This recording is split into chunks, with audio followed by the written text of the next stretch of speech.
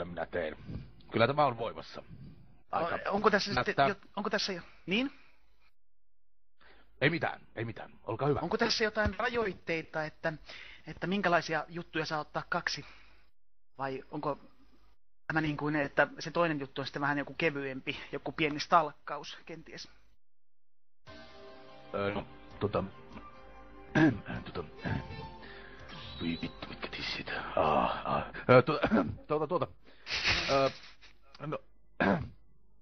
Siis mitä? 2 juttua. Toinen on alta ja toinen päältä. Eikö siis siis... Kyllä tein. Kyllä. Ihan siis... Monta juttua. Pyyntö, mikä on ehkä hieman pöyristyttävä. Saanko esittää sen ihan suoraan vai käytänkö vertauskuvia? No, käytä vaan. Käytä. Ai vittu, mitkä sääret vaan. Ei, niin, sano vaan. Minun mieheni, joka käy aika usein pelaamassa golfia, hän lähtee keskellä... Niin, minun aviomieheni. 4 vuotta olen ollut tämän Martikaisen kanssa naimisissa ja... Niin. Yöllä... No, saanko jatkaa nyt, herra? Älä siinä nyt tuhise. Aina yöllä tulee tekstiviesti ja hän sanoi, että minä lähden pelaamaan golfia. Voisitko sinä vähän häntä varjostaa kenties? Siis, eli minäpä kertaan, eli miehenne lähtee heittämään palloa reikään ja varmaan hän dippaa sitä reikää. Niin joo, dippailla, joo. Vasta palloa sinne reikään, kyllä joo. Kyllähän minä voisin stalkata häntä. Onko hän hyvännäköinenkin mies? Ei kun siis siis, onko minkälaiset tuntomerkit? Tuntomerkit on, hän on entinen pikaluistelija, joten hänellä on todella isot reidet ja pakarat.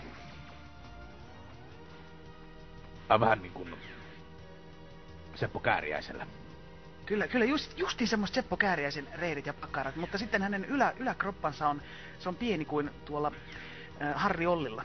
Hän on aika hupaisen näköinen siinä määrin. Ei yhtä gentlemanni kuin te olette. Oi, jaa, niin just. Oi vittu, mitkä tissit. Siis, auttaako, jos laitan tämän topin päälle, niin ettei nämä lollot ole tässä paljaana? Ei se haittaa. Ei se haittaa. Anna, joo. Lisää, olikos teillä tällä miehellä, siis, mitä minun piti tehdä? Tissit. Perse, tissit. Niin. Tuo kuulosti ihan Heavy Rain arvostelulta. Jos häntä vähän tutkisitte, että missä hän käy sitä palloa nippaamassa. Ja käykö hän tosiaan golfkentällä?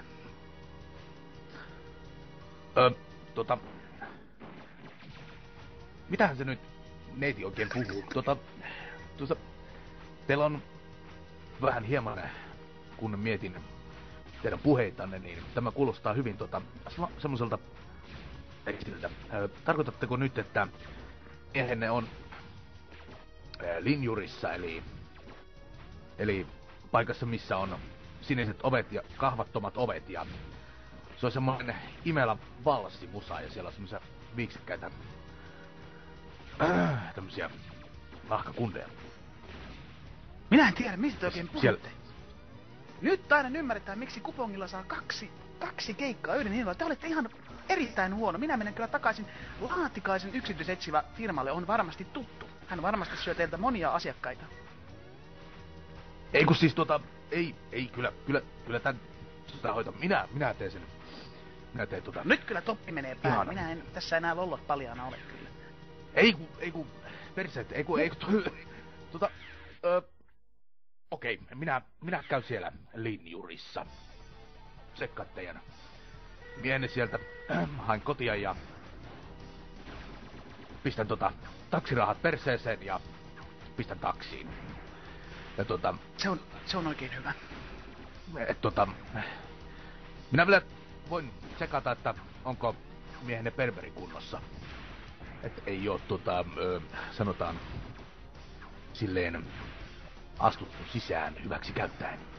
Kyllä sinne on kyllä astuttu Soiko ihan säärtä myöten, että saattaa hieman väljystä olla, koska kuitenkin se pikaluistelijan perveri on aika kookas, niin kyllä se reikäkin sitten venyy aika uskomattomiin mittoihin, mutta tämä asia ei kuulu yhtään mihinkään.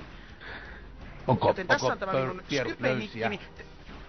Ei, kyllä en kerro enempää, saatte ottaa itse selvää. Tässä on Skypenikkini, vetelkaa minulle kun tiedätte asiasta. Nyt minun pitää mennä. Hei vaan! No voi, jumalan perkeleet. No, kai se on tyydyttävää vetämään hanskaan. Kiitos ja anteeksi. Ja sitten linjuri. Mitä? Kiitos ja anteeksi tästä.